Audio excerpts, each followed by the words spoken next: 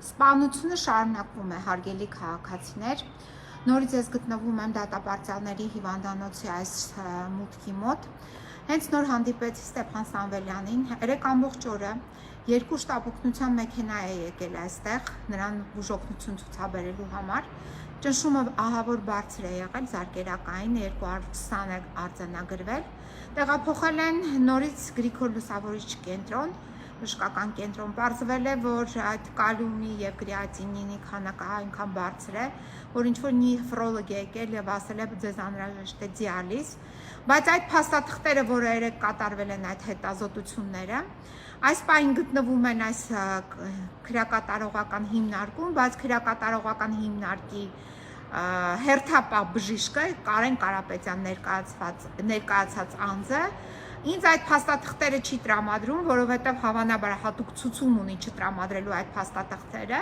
որովհետև փաստաթղթերի մեջ հավանաբար ներառված են այնպիսի տվյալներ, որը չեն կարողացել կեղծել, որովհետև երկու շտապօգնություն է հրավիրել այստեղի գլխավոր բժիշկը,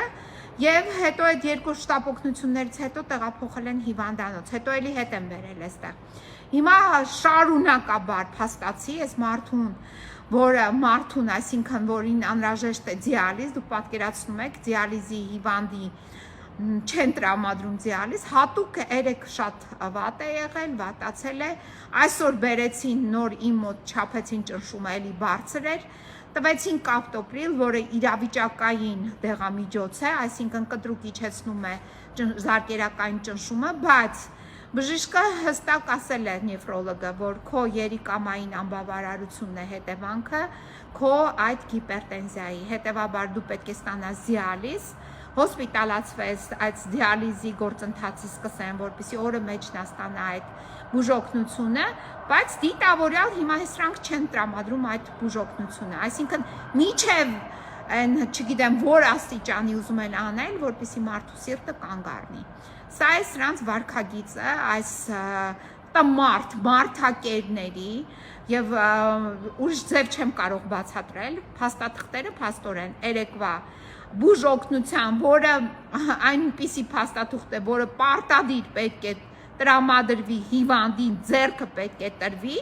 հիվանդի ձեռքը չեն տվել, այդ փաստաթղթերը իրենք գողացել են, կարելի այսպես ասել, եւ հիմա պահում են իրենց մոտ։ Հիմա տիկին Սոնա Ասլանյան, ես ձեզ եմ դիմում, քանի անգամ ձեր հետ շփում եմ ունեցել։ Ինձ թվաց, թե դուք այնպիսի բարձր մակարդակի որակի մասնագետ եք, որ հասկանում եք խնդրի էությունը եւ նրբությունները։ Ուր են Ստեփան Սամվելյանի բժշկական փաստաթղթերը։ Այստեղ ինչ-որ պետ է փոխվել երեկվանից, ինչ-որ Խալափյան է եկել, պարոն Խալափյան, թեպետ դուք հիմա կասեք, որ այդ բուժծառայության հաստատությունը ձեր իրավասության ներքո չէ, այնուամենայնիվ, ես հիմա ձեզ հայտնում եմ, որ ձեր հիմնարկում գտնվում է ծանր հիվանդ, դիալիզի ցուցումով հիվանդ մարդ, որին չեն տրամադրում այն փաստաթղթերը, որտեղ ներառված են իր առողջության վերաբերյալ տվյալներ։ Կամո Մանուկյան, այդ պոակի տնօրեն, պարոն Մանուկյան, ես ձեզ երեք նամակ եմ ուղարկել, գրել եմ նամակի մեջ, որ հիվանդանոց եք տարել, ինչ բուժօգնություն եք ցուցաբերել, որ բուժ ծառայությունն է նրան տեղափոխել այդ հիվանդանոց, ուր է պատասխանը, ձեզանից պատասխան չեմ ստացել, ես դիմել եմ նաև շտապօգնությանը, որովհետև երեք այստեղ երկու շտապօգնության բրիգադա է ժամանել եւ բուժօգնություն են ցուցաբերել, բացի այդ նաեւ տեղափոխել են պարոն Սամվելյանին հիվանդանոց։ Ուր են այդ տվյալները, ինչի չեք տրամադրում, ինչը պետք է կեղծեք նորից, ինչ կեղծիք պետք է ուղարկեք մարդու իրավունքների եվրոպական դատարան կամ այստեղի դատարան, որպեսզի նորից շարունակեք Ստեփան Սամվելյանին անհիմն, ապօրինի, անմարդկային կալանքի տակ։